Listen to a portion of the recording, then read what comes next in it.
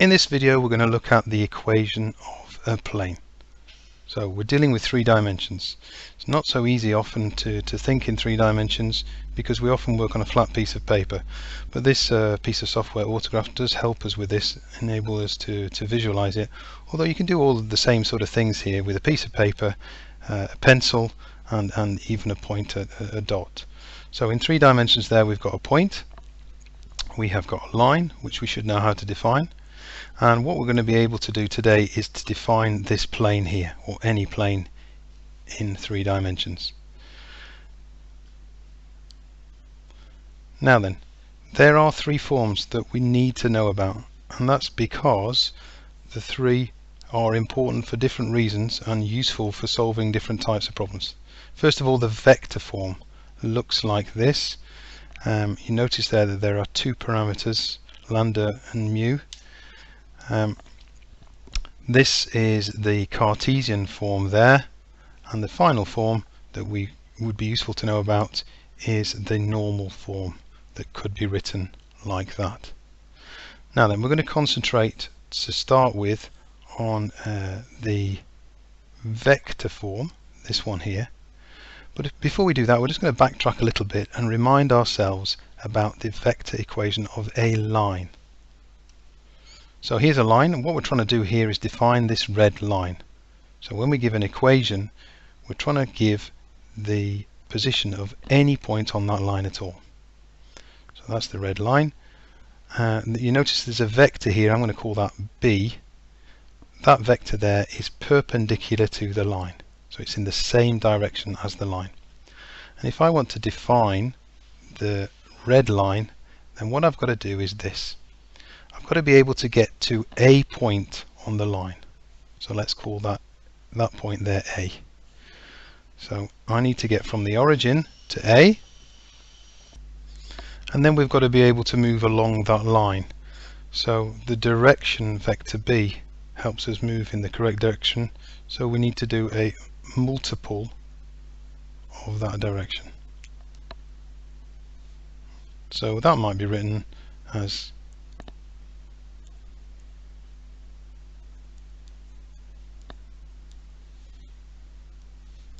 in that form there. Now the reason I show you that is the equation of a plane, the definition of that in the vector form is a very similar idea. Let's have a look at that. So what I've got here is a plane which carries on forever, of course, and I've got a set of axes. So what I'm going to do is I need to know a point on that plane, and then I need to know some directions. So I'm going to call that direction there B, and this one in this direction C. And with those 3 things, it should be enough to define any position in that plane. Right, so let's try it for a point here. Let's try and define this point here, which I'll call D. So how do I get from the origin to D? Well, what I could do is I could get from the origin to A, and then weave myself a little path from this point up to D. So that's 1, 2 of those B's, and 1, 2, 3 of those C's.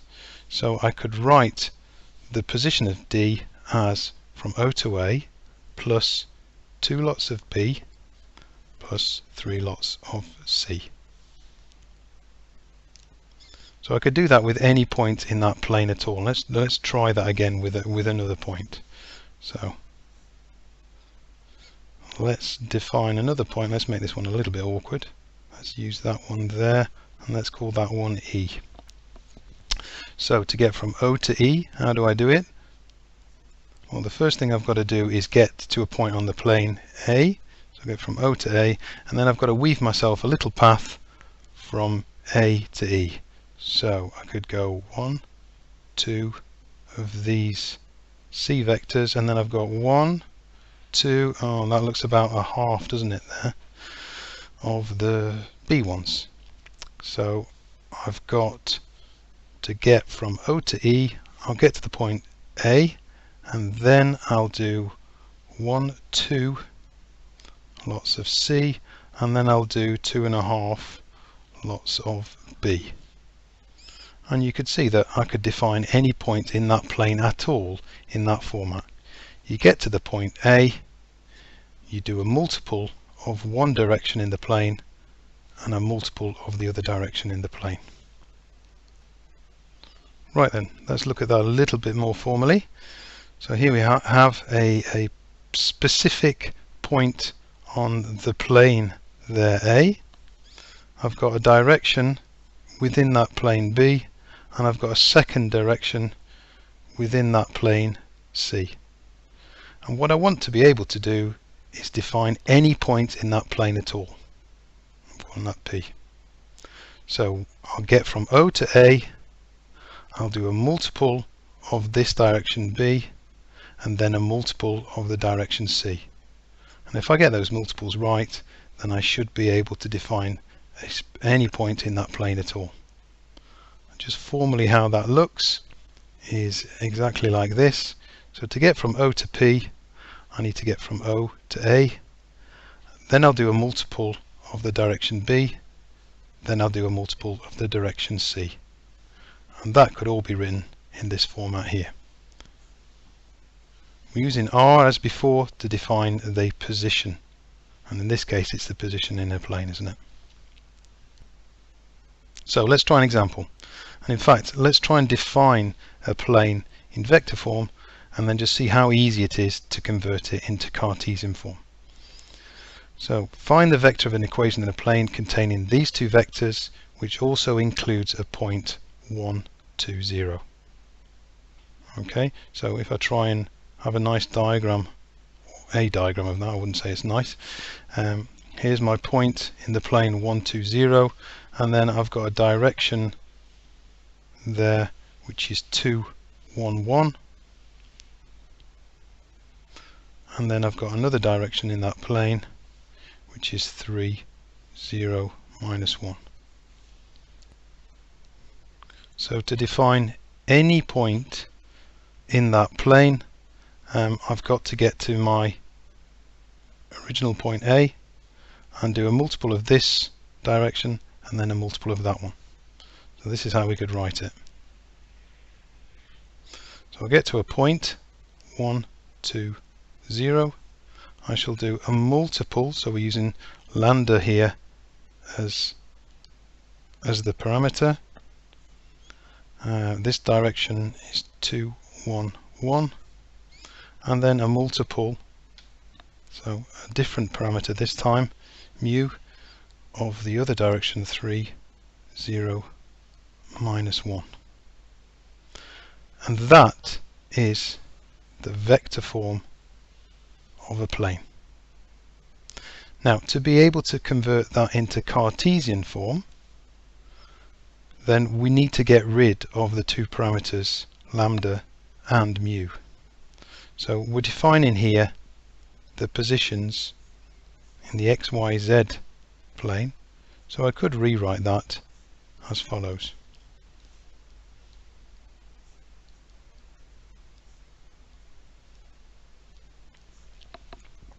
And what we could do is look at the individual parts of the x, the y, and the z direction. So the x position is going to be 1 plus 2 lambda plus 3 mu. The y position is 2 plus lambda plus 0 lots of mu. And the z position is 0 plus lambda minus 1 lots of mu. So here we have the form. We could call this the parametric form, in fact. But what we're going to try and do to convert it into the Cartesian form is to eliminate the two parameters mu and lambda. So I'm going to start with this one here. This one's quite useful because we've only got lambda in there. In fact, I could write lambda is therefore the same as y minus 2. I need to just do some algebra here, so that if I put this into this equation here, then I can get z just in terms of y and mu. Let's just try that. So z is equal to lambda, which is y minus 2, minus mu. So in other words, mu is equal to y minus z minus 2. And what I'm going to do now is use this piece of information that I've got here, put it in there, use this information that I've got here and put it in there, and that should enable me to eliminate both of those two parameters and get an equation for x in terms of y and z. Right, let's give that a go. So x is equal to 1 plus 2 lambda, so that's 2 lots of y minus 2, this here. Then I've got 3 mu, so that's y minus z minus 2. Well, it's a good idea to take your time here to get this right.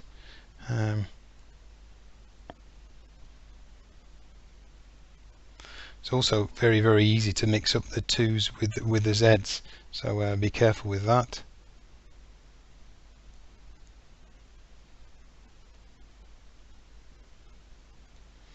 So now I've got an equation, as you'll see there, just in terms of x, y's and z's, and that I should be able to simplify that a little bit.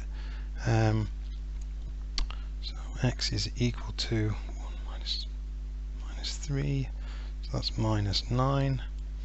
I've got 2y, I've got 5y there, and then I've just got minus 3z. And what we tend to do is we rewrite that with the x, y's and z on one side,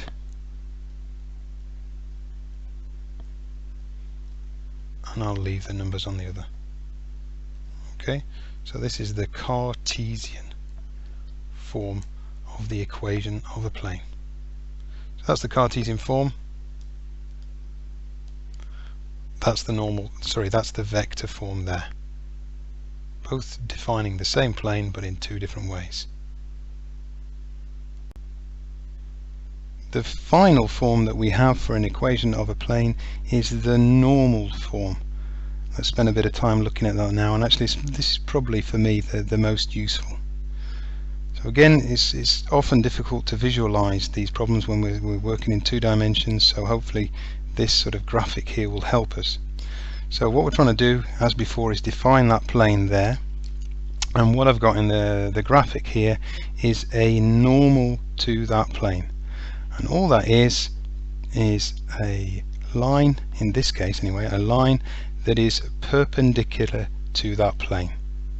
So imagine yourself with a piece of paper and you stick in a pencil through it so that the pencil is at right angles to any position in that plane. What we've also got in the diagram here is a vector, and that vector there is lying in the plane.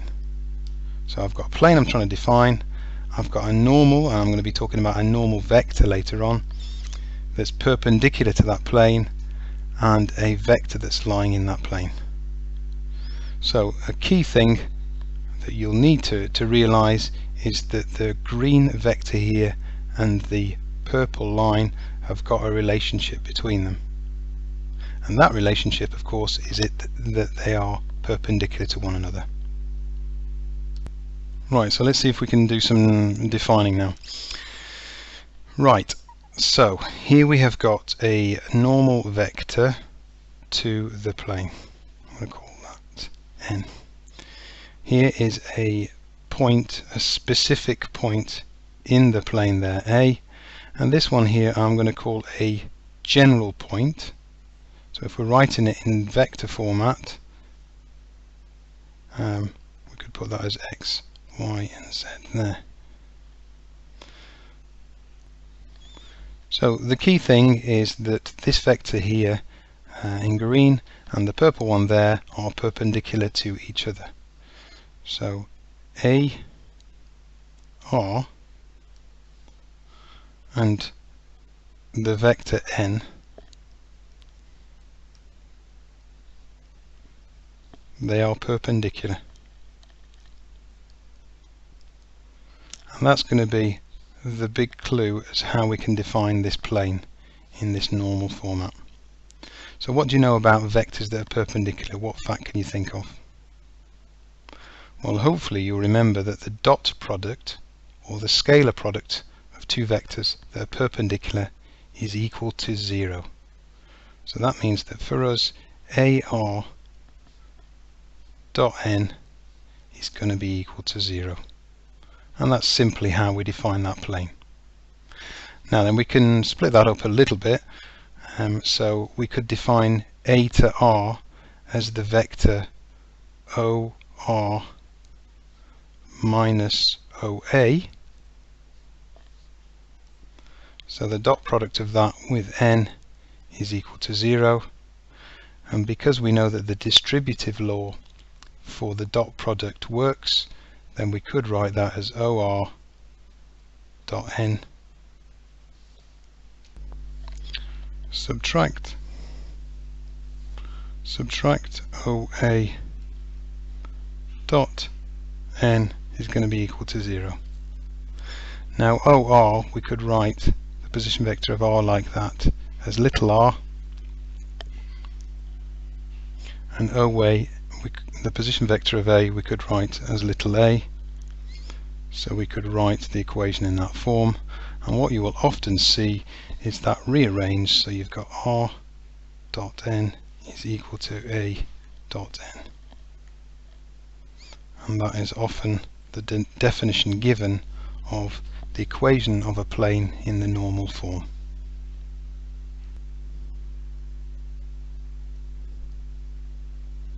Okay, so we've seen the vector form, the Cartesian form, and now the normal form. Right, let's try an example with the normal form. So actually you'll notice here that we're looking at exactly the same plane, but we're now going to try and define it in the normal form. So as we know, we need a specific point on that plane, and we're going to define a general point there. Now then, I need a normal vector to that plane, but in the question here I'm not given that. It says find the vector equation of the plane containing these two vectors. So the vectors that I'm given there lie in that plane, but they're certainly not the normal to that plane. So how can I work out the normal? Well, if you remember, the vector product of two vectors will give us another vector that is perpendicular to those two. So in other words, if I find the vector product of these two vectors here, it will give me a vector that's perpendicular to the two. In other words, a normal to that plane. So the first thing I'm going to do to work out the normal is to calculate the vector product of these two vectors here. Right, I suggest that you pause the video again and try and work that out. I'll put the answer up in a second. So there we go, I've found the normal there, -1, 5, -3. Did you do your check? So for me to check, I've done the dot product of that with one of the original vectors. I get 0, so I'm pretty sure that that's correct. I'm not going to bother with the second one. So here I have got a vector that is normal to the plane. So the equation in normal form, R dot n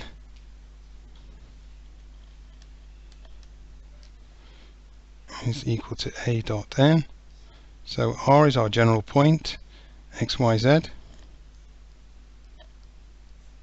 N is our normal, the vector we just found. A is a point that we know in the plane. So that's this one here, 1, 2, 0. And then we've got the normal vector again. And what we've got to do here is find the dot products of these, or actually that's our answer, that's normal form. So this is the normal form of the equation of a plane. If I wanted to convert that into Cartesian form, and that'd be quite useful to compare to what I had before, then I just need to simplify this. So I've got a dot product, I need to work those out. So I'll get -x plus 5y minus 3z is equal to -1 plus 10, which is equal to 9. So I've got -x plus 5y minus 3z is equal to 9. Let's just compare that to what I had before. It doesn't quite look the same. I can see the difference. If I just take every term there and multiply through by minus 1, so x minus 5y plus 3z is equal to minus 9, then that's the form that I had before. Obviously this one is correct, it's just to show you that they're exactly the same. So Cartesian form, normal form here, and as we had before, the vector form there. Both different ways of defining a plane, useful, as we'll see later on, for doing different things.